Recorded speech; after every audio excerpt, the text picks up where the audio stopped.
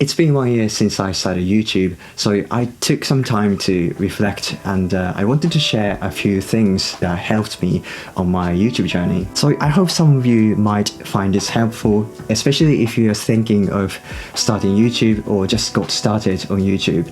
To be honest, there are so many things I want to say in this video, but instead of going on and on about everything, I wanted to talk about this one book that helped me so much, that had a huge impact on me, and that book is Still Like an Artist by Austin Kleon. I think Austin Kleon is famous for his another book called Show Your Work, which is also an incredible book that I read so many times. But Still Like an Artist was really mind-blowing for me. It completely changed how I think about, making content, like making videos or writing blog posts. First of all, sharing your work and showing your work online is the best thing you can do to manufacture luck for yourself. If you share what you know or your interests with people online, it will attract new opportunities and you get to meet lots of cool people. Having said that, sharing your work can be a little bit hard. Especially the biggest problem I had was that I used to think, I don't have anything to share. I'm not interesting enough, and I don't have anything original to share. Because of that, I couldn't start YouTube even though I really wanted to. Then I stumbled on this book, Still Like an Artist, and it completely changed how I think about this. Essentially, the key message of this book is that you don't have to try to be original because nothing is original. When people call something original, they just don't know the references or the original sources of the idea. In other words, people just, copy other people's ideas and mix them together and turn it into their own thing. Like William Ing once said, originality is undetected plagiarism. So when I heard that, it was so liberating. It gave me a permission that I don't have to try to be original, and I could just imitate what other people are doing and take a few things from them and turn it into my own thing. That's actually the second point I wanted to talk about in this video, that it's okay to copy other people at the beginning. If you like something, you should copy it. For example, if you like someone's editing style or writing style, you should copy it, because when you copy other people's ideas, it will probably turn out to be much different from the original. This is actually what Derek Sivers said in his book, Hell Yeah, Hell No. He said that, that song you love that you wish you'd written, copy it. That existing business that you wish you had thought of, copy it. Why? Because we are imperfect mirrors, like a farmhouse mirror that distorts what it reflects. Your imitation will turn out much different from the original, maybe even better. So I think it's a good idea to copy your heroes, the people you admire. So who are your heroes? In my case, I really like people like Ali Abdaal, Thomas Frank, Francesco D'Alessio, Mariana's Study Corner, Joseph Everett of What I've Learned, Cody Blue, Daniel Schiffer, and so on. What I did was that I just copied their style and what I like about their work. So I took a few things from my heroes and kind of mixed them together and turned it into my own thing, if that makes sense. The internet is remix culture. It's all about copying other people's ideas and, mix them together to make it your own. I think that's what creativity is, in my opinion. So copy your heroes. You never know what that's going to turn into.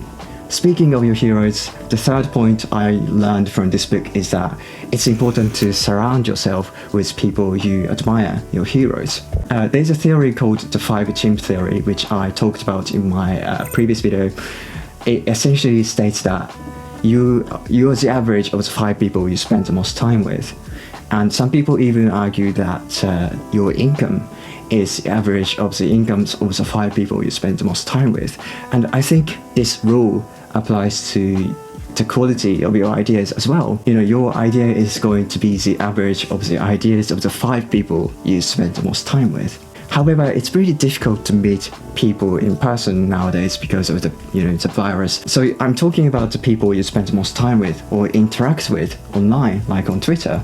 I think it's really important to follow people you look up to, the people you think have great ideas. So when you find great ideas, you can kind of, take some of their ideas and then mix them together and make it into your own content or your ideas. Anyways, the point is, surround yourself with people you admire, your heroes online. The fourth point I wanted to talk about is that don't wait until you feel ready, because you're never ever going to feel ready.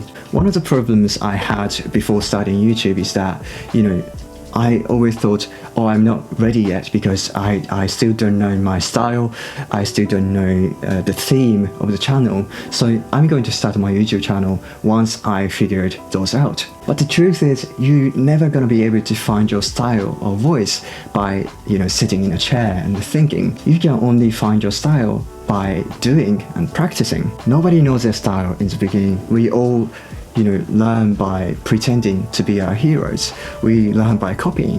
Like Yoji Yamamoto said, copy what you love. Copy, copy, copy, copy. And at the end of the copy, you will find your own style. So instead of waiting until you figure out your own style, just get started by copying what you love and share it with people on the internet. And eventually you will definitely find your own style. The last point I learned from this book is that you're going to suck in the beginning, and that's normal. Only a few people are going to be good in the beginning. Most of us, including myself, are going to be terrible in the beginning. For example, my first video was about my favorite iPad apps, and then my next video was about matcha green tea, which was even worse. And of course, nobody was watching my videos at that time. But it was good because the fact that nobody was watching my videos meant that I could experiment and I could do whatever I wanted to do. Being unknown at the beginning is actually good because you get to practice, and as you practice you will figure out your style, and your editing skill and your filming skill is going to improve. So I'd recommend seeing the first 50 videos as your practice round. If you want to start a YouTube channel, or if you want to start a blog but you haven't because you're worried about you're being bad, I want to say that's okay, that's completely normal, because nobody's going to watch your stuff and read your stuff, and that's great because you could experiment, you could practice without getting embarrassed. So if you're scared of that, just don't worry about it, because nobody's going to care, and that's great. And I would say just get started. Alright, thank you so much for watching. This was a kind of a short list of the things I learned on my YouTube journey, and I want to say much more than this. There's so much more. I'd recommend reading Still Like an Artist, because it's such a great book and it completely changed my life. And it's really short as well. You can probably read it in like 30 minutes. I read it like 10 times already, and each time I learned something new. So I highly recommend that. Alright, thanks for watching. Don't forget to subscribe to my weekly newsletter where I share my favorite apps, articles, books, and lots more. Alright, thanks, bye.